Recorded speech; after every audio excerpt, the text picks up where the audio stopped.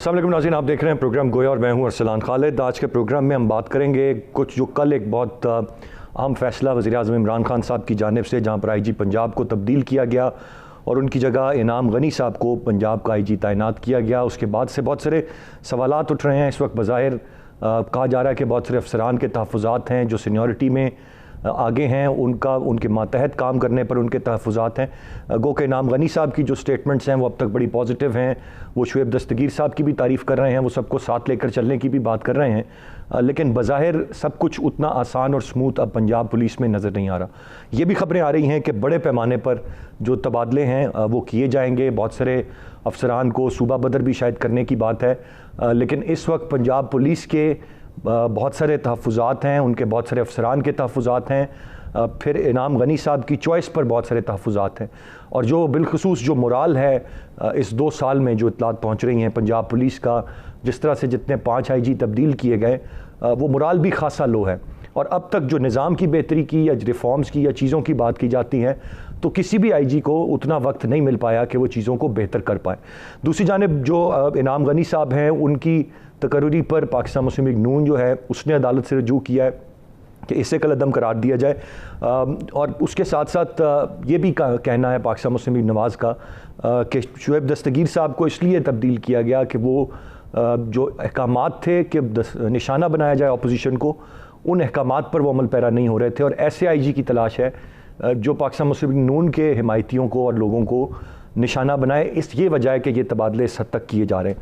ये सिर्फ ये तबादले नहीं हैं, ओवरऑल एक इंडिकेटर हैं पूरे मुल्क में। अगर देखा जाए विफाक की सतह पर पंजाब केपी के गवर्नेंस जो है इस वक्त या ब्यूरोक्रेसी के साथ या आला अफसरान के साथ जो हुकूमत का रिलेशन है, वो हर जगह पर ही एक सवालिया निशान है।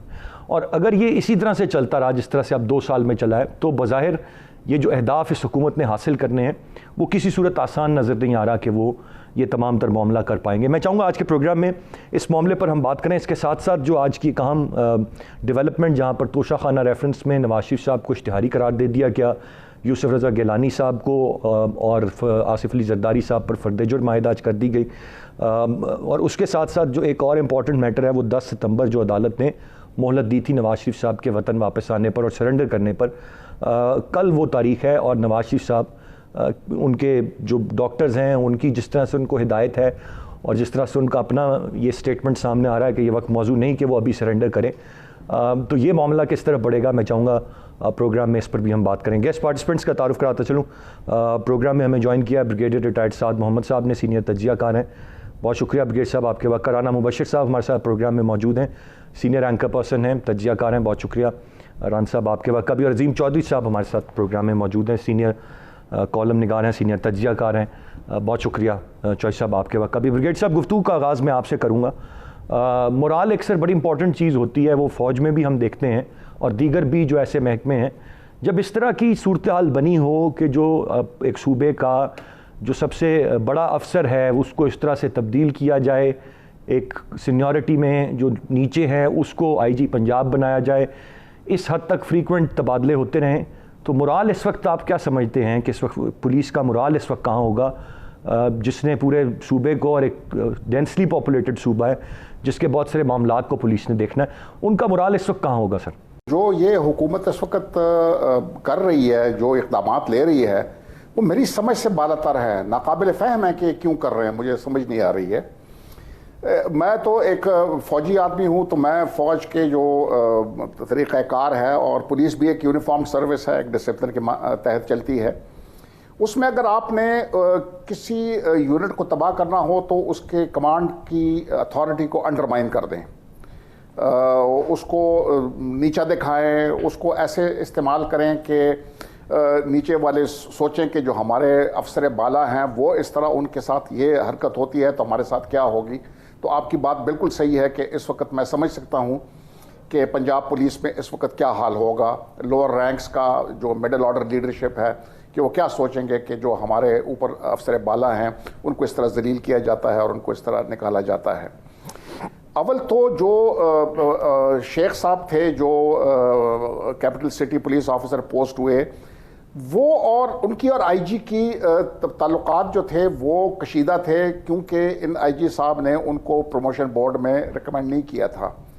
तो ऐसे आदमी को अगर आप उसके मातहत में लेके आएंगे और उसको लाहौर जैसे शहर में लेके आएंगे, या तो कोई भावलपुर की तरफ ले जाते हैं, किसी और जगह ले जाते तो बात कुछ और थी। लाहौर शहर बहुत ही अहम है, चाहे वो वफाकी सतह पे देखें या सूबाई सतह पे देखें। वहाँ पर अगर आप उसको पोस्ट करें और उसने जो आगे से बातचीत की अपने मातहत अफसरों के साथ, ये मेरे ख्याल में किसी IG के लिए काबिल बर्दाश्त होगा। और मैं बिल्कुल शुएब दस्तगीर साहब ने जो इंक्वायरी मांगी और उन्होंने कहा कि जी ये क्यों ये इस किस्म की हरकतें कर रहा है, तो उसके ऊपर तो उस ऑफिसर को पोस्ट आउट होना चाहिए, उनके खिलाफ कोई इकदाम होने चाहिए थे। मुझे तो नहीं लगता कि दस्तगीर साहब ने कोई ऐसी हरकत की है जिस तरह उनको अनसेरेमोनियसली अपने हुद्दे से हटा दिया गया है। ये अभी आगे मतलब है कि मुझे इस हुकूमत की समझ नहीं आती है कि अगर इन्होंने ये आई थी कि हम तब्दीली लेके आएंगे और इस्लाहात लेके आएंगे और जो है क्या कहते हैं इसको, जो ऑफिसर पोस्टन हो जाएगा, ये सुप्रीम कोर्ट के अहकामात की भी खुल्लम खुल्ला वो है खिलाफ वर्जी है।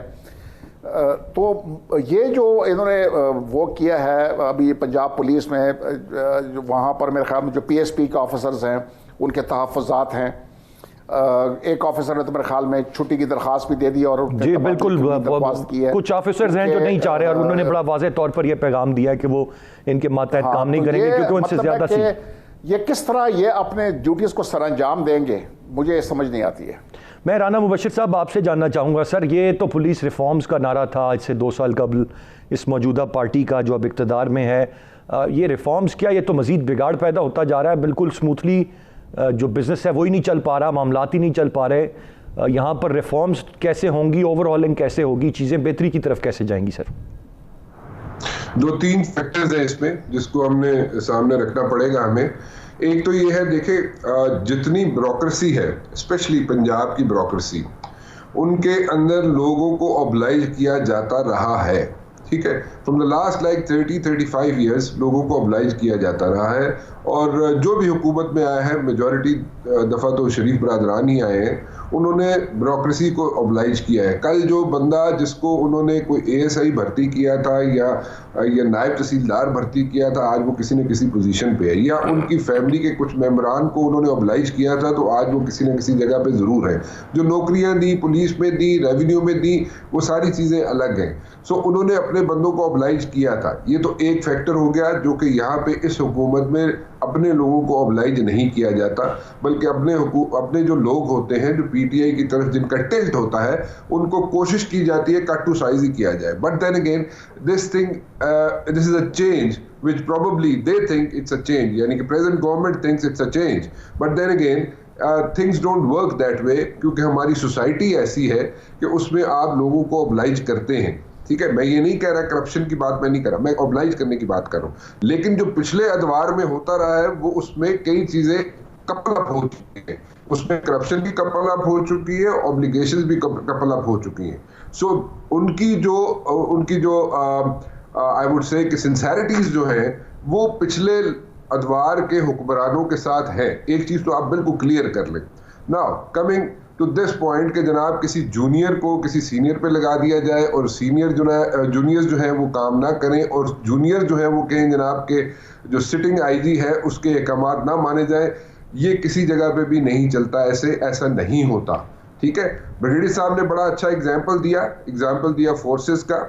मेरा थोड़ा सा मैं ब्रिगेडियर साहब से इस चीज़ पे इत्तफाक करूंगा कि ठीक है, अगर आप किसी जूनियर को सीनियर पे लगा दिया, एक जूनियर उठ के जनाब कोई किसी भी तरीके से, उसका मतलब जो भी हो, जो जिस तरीके से भी वो समझाना चाहे अपने जूनियर्स को कि जनाब आप मेरी बात सुनेंगे, आपका जो सीनियर है उसकी बात नहीं सुनेंगे, चाहे आप उसकी डोमेन में फॉल करते हैं या नहीं करते, उससे नीचे जो जूनियर्स हैं कि IG की डोमेन में फॉल करते हैं या नहीं करते, वो तरीकाकार I would disagree with that, वो गलत तरीकाकार है। किसी जगह पे भी जूनियर ये नहीं उठ के कह सकता लोगों को ये कि हमारा जो सीनियर है जनाब उसकी ओदी गल नहीं सुननी, तुसी मेरी गल सुननी है, तुसी doesn't work that way, ऐसे होता नहीं। और ये गलत तरीका है कि जनाब ये मेरा सेक्शन अलग है और IG साहब कहें जनाब के पर्चे अगर नहीं रुकवाने हैं या कटवाने हैं या उनको खत्म करवाना है तो मैं राना साहब आपसे प्रिसाइजली ये जानना चाहूँगा, हु टू बी ब्लेम्ड? आप समझते हैं कि ये जो मामलात हैं ये ठीक चल रहे हैं, इसमें कोई कसूरवार है, कोई जिम्मेदार है? एक तरफ आपने बात की नून लीग की, उन्होंने भर्तियां कराई। मेरा सवाल तो ये होगा सर कि अगर शुएब दस्तगीर साहब या माजी के बाकी 4 आईजीज अगर काम नहीं कर रहे थे, 5 आईजीज काम नहीं कर रहे थे, तो बताए ना, हुकूमत भी तो कोई वजह सामने लाए कि ये रीजंस हैं। आज इनाम गनी साहब तारीफ़ कर रहे हैं शुएब दस्तगीर साहब के कामों की कि वो बहुत अच्छा काम कर रहे थे, फिर आप भी उन्हें एक और अहम ओहदे पर भेज रहे हैं। उन्होंने खुद ख़त लिखकर दरख्वास्त की कि मैं इस ओहदे पर नहीं रहना चाहता। फिर इसमें ज़िम्मेदार कौन है? यहाँ पर कोई कनेक्शन नून लीग के साथ ज़िम्मेदारी है या ये हुकूमत की ज़िम्मेदारी है कि बात ठीक तरीके से पूरी नहीं कर पा रही? मिसमैनेजमेंट है, ये हुकूमत की तरफ से मिसमैनेजमेंट है और इसमें कोई दो राय नहीं हो सकती। ये मिसमैनेज किया जा रहा है हुकूमत की तरफ से सारे सिलसिले को, और एक तमाशा बन गया है। कोई 1 महीने आईजी रहता है, कोई 3 महीने रहता है, कोई 9 महीने रहता है, कोई 7 महीने रहता है। ये मिसमैनेजमेंट है। अगर आप ऑब्जेक्टिविटी दे देंगे ना किसी भी ब्यूरोक्रेट को कि जनाब ये ऑब्जेक्टिव्स है, कोई भी सियासतदान आपको बता देगा ना ब्यूरोक्रेट को कि जी ये मेरे ऑब्जेक्टिव्स है, ये मैं चाहता हूं कि आप करें, तो वो करके देगा आपको। वो ब्यूरोक्रेट आपको अपने जो भी आपके ऑब्जेक्टिव्स हैं उसको अकम्प्लिश करके देगा। मैं कंस्ट्रक्टिव साइड पे बात नहीं कर रहा। सो आप अपने ऑब्जेक्टिव्स अगर क्लियर कर देंगे किसी भी ब्यूरोक्रेट को, कोई भी ब्यूरोक्रेट हो, ठीक है, चाहे वो डीएमजी का है, वो ओएमजी का है, जिस भी ग्रुप से उसका ताल्लुक है, आप ऑब्जेक्टिव्स एक सियासतदान उसको क्लियर करके दे दे, चाहे वो जनाब चीफ मिनिस्टर है।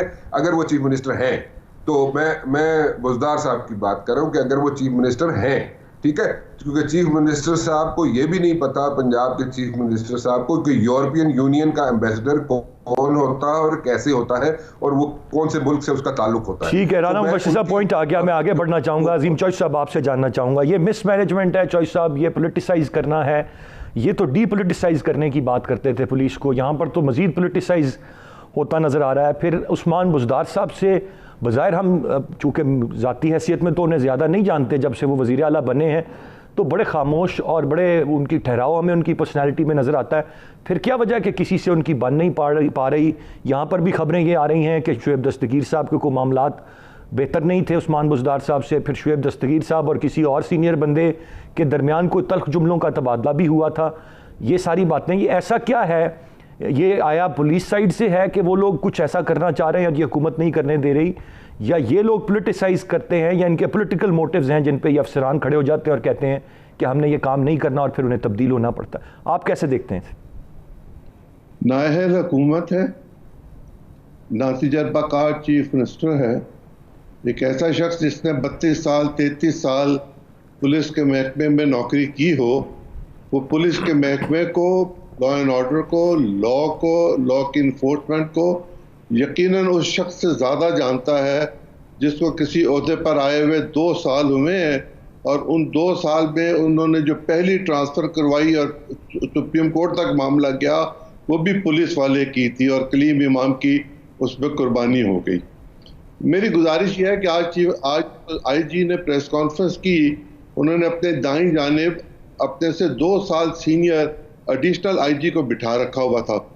सिर्फ पुलिस में ही नहीं, फौज में भी और पाकिस्तान की ब्यूरोक्रेसी में भी अगर किसी जूनियर को सीनियर की जगह पर लगा दिया जाए और सीनियर को कहा जाए कि जूनियर की मातहती को दो और इसका हुक्म मानो और इसके सामने कोर्निश बजा लाओ, तो लोग छुट्टी ले जाते हैं।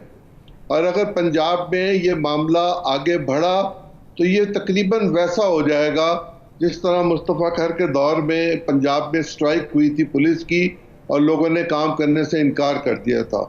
उसको कंट्रोल कर लिया गया था, वो और ज़माना था।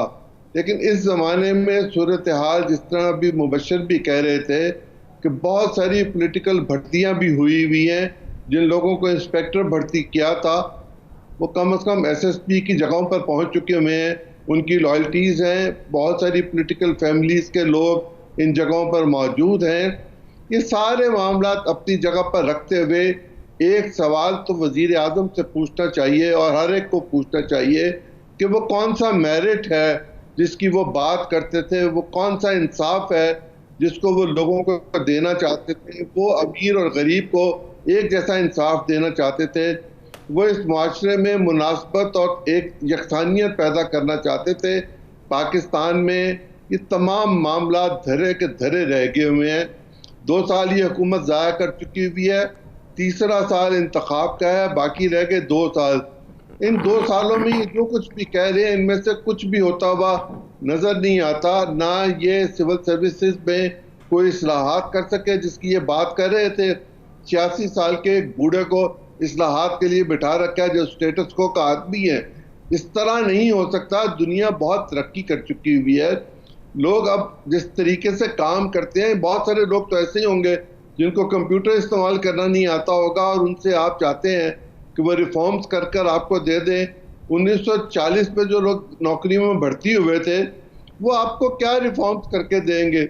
आपको रिफॉर्म्स के लिए वो लोग चाहिए जो तालीम याफ्ता हो, जिनके पास एक्सपीरियंस हो। लेकिन चौधरी साहब सवाल यह है कि आया इनको रिफॉर्म्स भी चाहिए या नहीं चाहिए? इनको अपनी कंट्रोल्ड पुलिस, अपने ताबे पुलिस चाहिए, रिफॉर्म्स तो नहीं चाहिए? तो मेरे ख्याल से बज़ाहिर सिर्फ इंतखाबात के लिए नारे थे।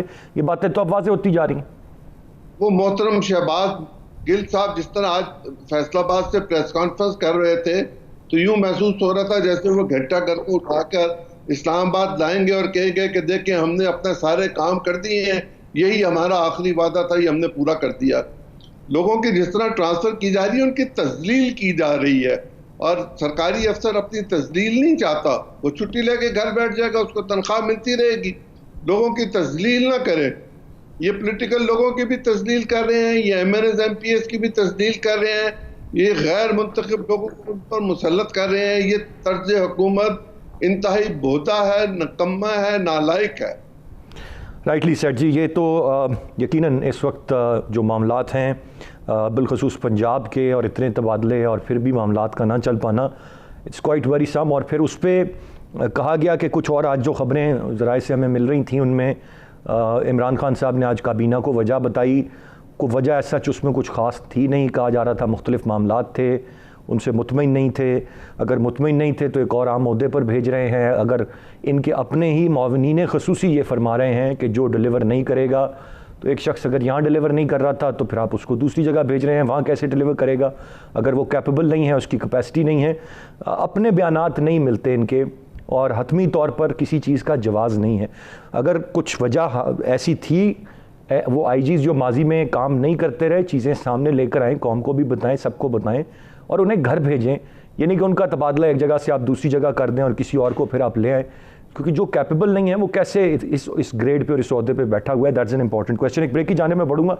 ब्रेक से वापस आएंगे तो हम जो इस वक्त अदालती मामलात हैं, दीगर मामलात हैं, सियासी मंजरनामा, उस पर बात करेंगे। साथ रहिएगा।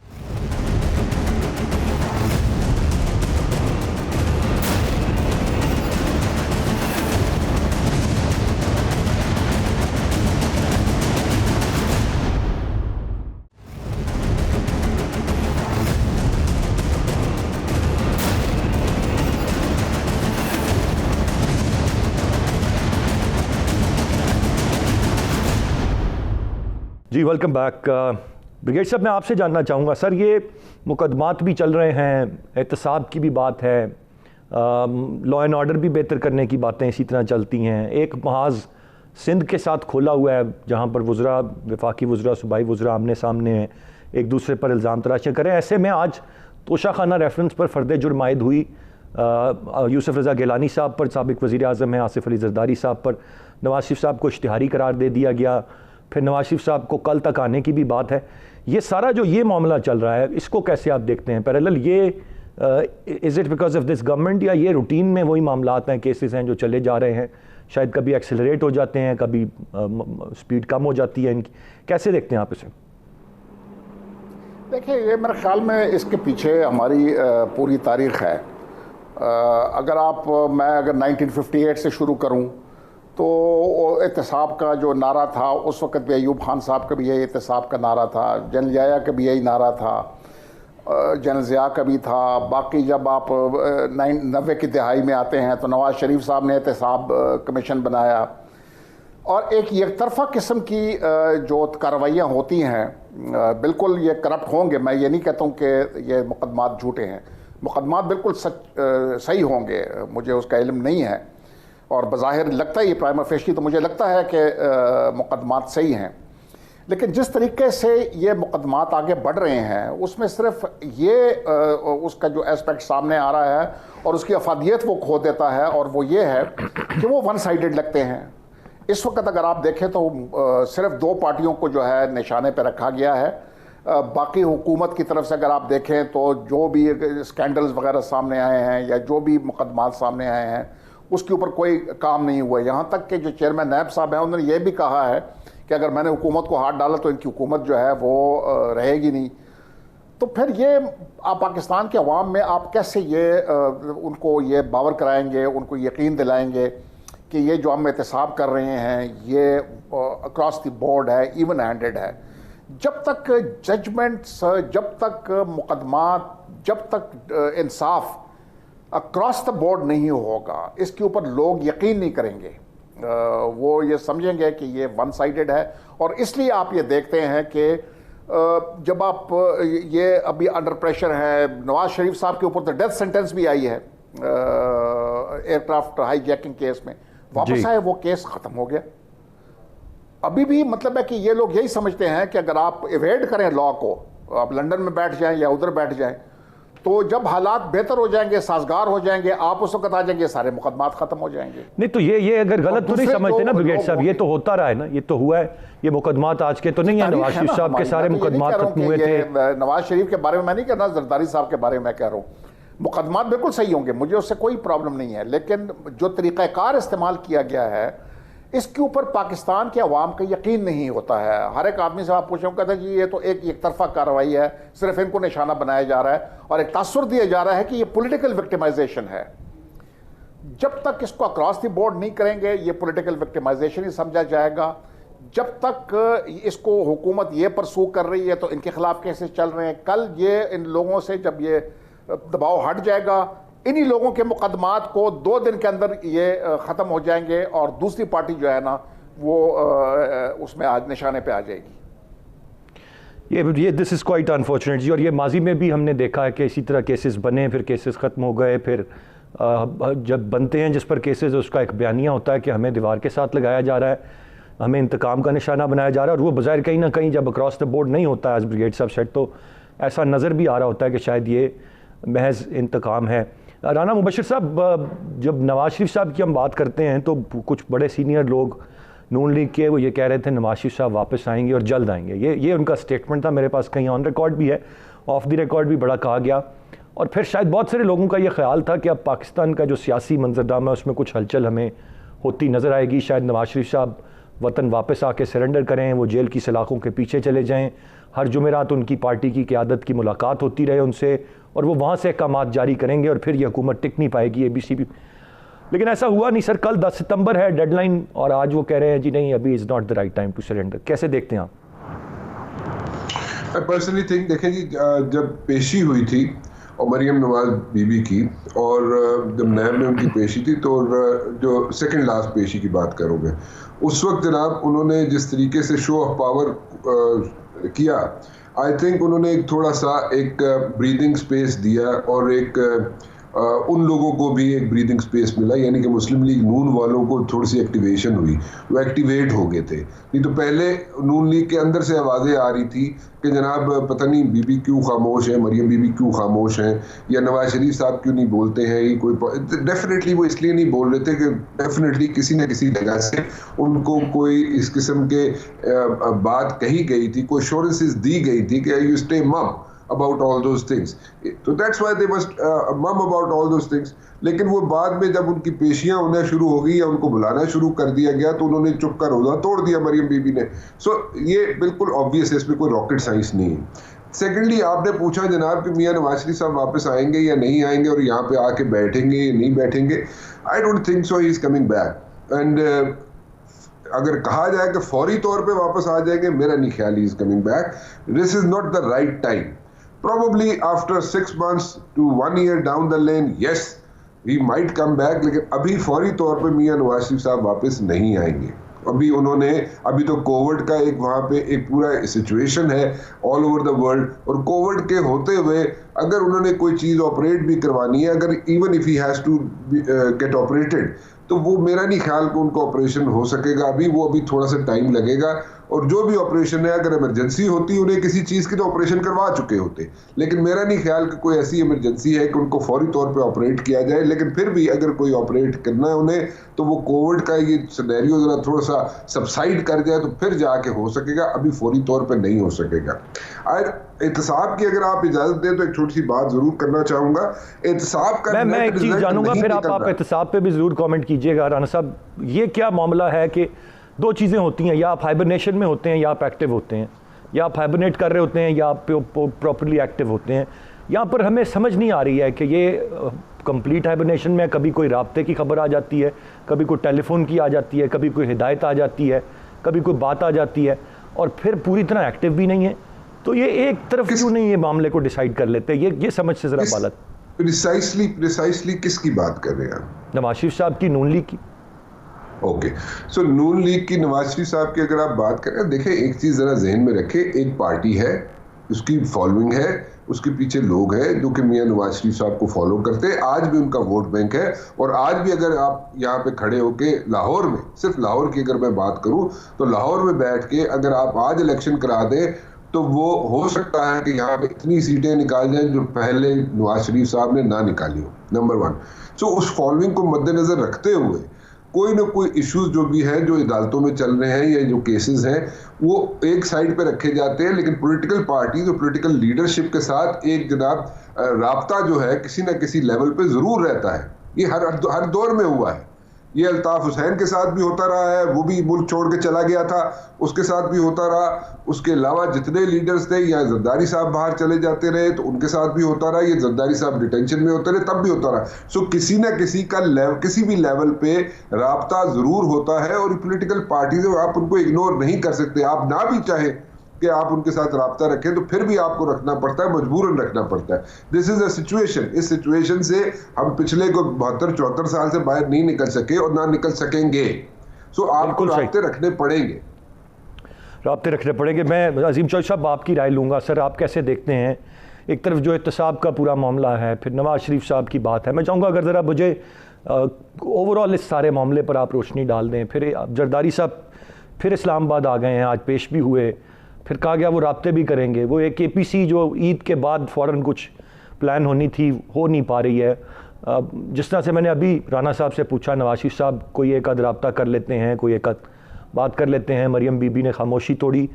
ये किस तरफ जाएगा मामला? या सिर्फ ये अभी सब के सब लोग मज़ीद वक्त देना चाह रहे हैं, क्योंकि हर गुजरते दिन के साथ इनकी सलाहियतें तो एक्सपोज हो रही हैं इस गवर्नमेंट।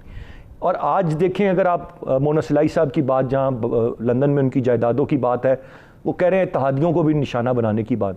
तो ये बंद गली में दाखिल होते जा रहे हैं, और वो इंतज़ार कर रहे हैं कि जब बिल्कुल एक टाइम आए तो फिर फुल प्रेशर के साथ पूरी की पूरी ऑपोजिशन सामने आए। या कुछ और है, या शायद दमखमी नहीं है इस ऑपोजिशन में कुछ ज़्यादा टफ टाइम देने का।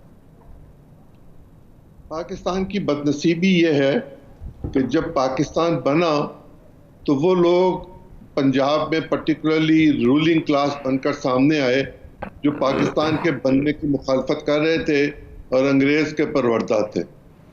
जो उसके बाद की सूरत हाल है वो आज भी तब्दील नहीं हुई। ये वो लोग जो मरात याफ्ता हैं, उन्हीं को तमाम सहूलतें मिलती हैं। और इस मुल्क में तो ये भी हुआ कि लोगों को जेलों से निकाल कर लाकर ऐवान सदर में खड़ा करके वजीर का हलफ दे दिया गया। ये भी हुआ कि असेंबलियाँ तोड़ने के लिए खुद राब्ते करके वोट लोगों से इस्तीफे लेकर, और बावजूद इसके कि इस्तीफे तो स्पीकर के पास जाने चाहिए थे, असेंबलियाँ तोड़ दी गई। इस मुल्क में जिसका जो जी चाहा उसने वो कर लिया। पाकिस्तान में ना एहतसाब हुआ और ना होता हुआ नजर आ रहा है।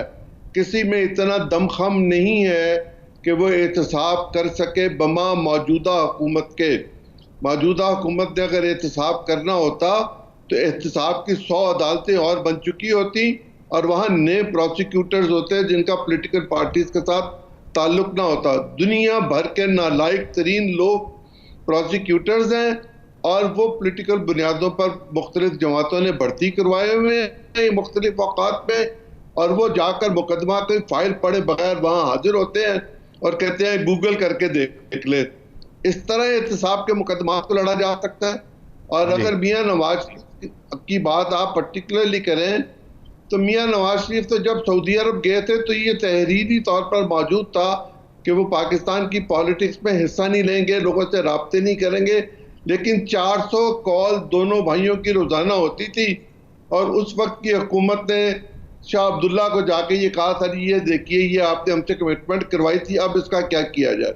जी वो उस कमिटमेंट के बावजूद वो फोन करते थे और मदाखलत करते थे। वो इंग्लैंड में हैं, वो पाकिस्तान की पॉलिटिक्स में पूरी तरह इन्वॉल्व हैं, वो डायरेक्टली हैं इनडायरेक्टली हैं, जैसे भी हैं वो पूरी तरह इन्वॉल्व हैं। और उनकी पार्टी का कोई शख्स उनकी मर्जी के बगैर कोई काम कर नहीं सकता। वो अच्छे क्राफ्टमैन है, उनको पता है किस शख्स से मैंने कब कहाँ कैसे काम लेना है। शाहिद साहब आगे क्या होने जा रहा है? जो मैंने सवाल किया था वो कब तक ये इंतजार करेंगे? They waiting for the right time, क्या मामला क्या है, कैसे देखते हैं आप? देखिए, अगर मियां नवाज शरीफ को आना हुआ खुद तो वो इंतखाब के साल में आएंगे 2023 में, उससे पहले तो वो नहीं आते। और अगर हुकूमत ने बुलाना हुआ तो हुकूमत के पास 100 तरीके हैं उनको वापस बुलवाने के। और एब्सकॉन्डर को बुलवाना और कन्विक्टेड को बुलवाना ये कोई ऐसा इश्यू नहीं है, ये आसान काम है किसी भी हुकूमत के लिए। लेकिन मुझे ना हुकूमत की विल नजर आ रही है और ना मियां नवाज शरीफ का वापस आना जो है वो। लेकिन शाहिद साहब आप इलेक्शन 2023 में क्यों देख रहे हैं? उससे पहले की कोई गुंजाइश नहीं है? पहले इलेक्शन नहीं होगा। मेरा पॉलिटिकल जहन यही कहता है कि उससे पहले इलेक्शन नहीं होगा। ये असेंबली अपनी मुद्दत पूरी करेगी और पाकिस्तान में इस रवायत को आगे बढ़ाया जाएगा कि हर असेंबली 5 साल की मुद्दत पूरी करे। राइटली सेट जी, बहुत शुक्रिया अदा करना चाहूँगा मैं तीनों मौजूद मेहमानों का। नाज़रीन, गुफ्तगू आपने सुनी। इस वक्त बहुत कुछ है, बहुत सारी चीज़ें हैं जो पॉलिटिकल फ्रंट पे हो रही हैं। एहतसाब की भी बात है, मामलात हैं, ये हुकूमत जो चाहती है कोई चीज़ बज़ाहिर अगर कहा जाए कि बेहतर तरीके से किसी मंतकी अंजाम को पहुँच रही है या उसमें कोई बेहतरी आ रही है, तो ऐसा अनफॉर्चुनेटली हरगिज़ नहीं है। उम्मीद करते हैं चीज़ें बेहतरी की तरफ जाएं और हुकूमत किए हुए वादे पूरे कर सके। आज के प्रोग्राम से इतना ही। अरसलान खालिद को इजाज़त दीजिए। अल्लाह ने के बाद।